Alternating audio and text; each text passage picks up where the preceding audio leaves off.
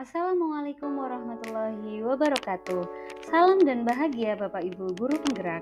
Saya Ike Nur Faiza, calon guru penggerak Angkatan 11, Kabupaten Purbalingga SMA Negeri 1 Bukateja. Kali ini saya akan mempresentasikan tentang demonstrasi kontekstual visi guru penggerak. Untuk mewujudkan sebuah visi guru penggerak, maka perlu dilakukan pendekatan. Pendekatan yang bisa dilakukan yaitu dengan pendekatan inquiry apresiatif, yaitu untuk mengidentifikasi hal baik yang telah ada di sekolah dan mencari cara bagaimana hal tersebut dapat dipertahankan dan memunculkan strategi untuk mewujudkan perubahan ke arah yang lebih baik. Agar dapat menerapkan pendekatan inquiry apresiatif, maka langkah yang dapat dilakukan adalah dengan menggunakan metode Bagja. Bagja itu terdiri dari B. Buat pertanyaan, A. Ambil pelajaran, G. Gali mimpi, C. Jabarkan rencana, dan A. Atur eksekusi. Buat pertanyaan itu berisi pertanyaan-pertanyaan untuk menentukan arah penelusuran.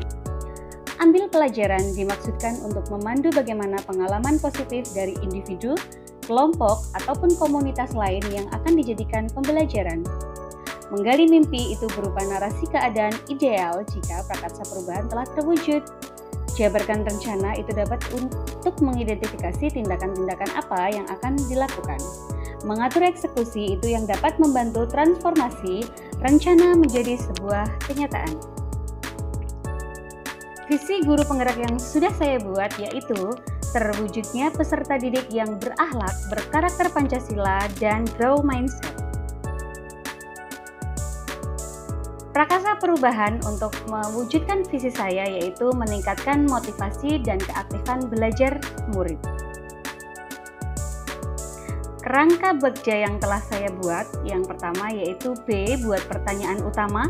Pertanyaannya adalah apa yang harus saya lakukan untuk meningkatkan motivasi dan keaktifan belajar murid?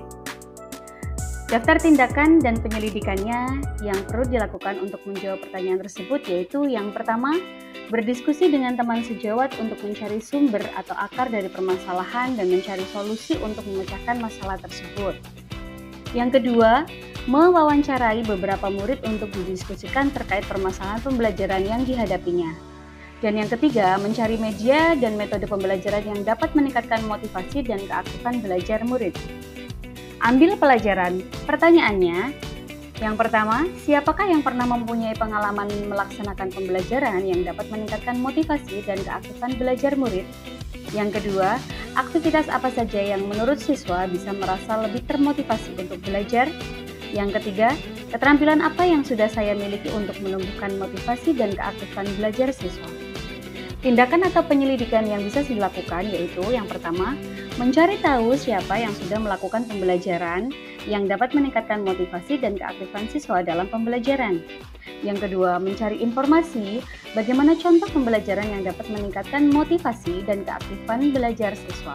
Dan yang ketiga, melakukan survei atau wawancara pada tingkat murid dan juga tingkat guru. Gali mimpi, pertanyaannya adalah apakah kebiasaan-kebiasaan baru yang dapat saya bayangkan jika pembelajaran yang meningkatkan motivasi dan keaktifan belajar siswa itu bisa terwujud.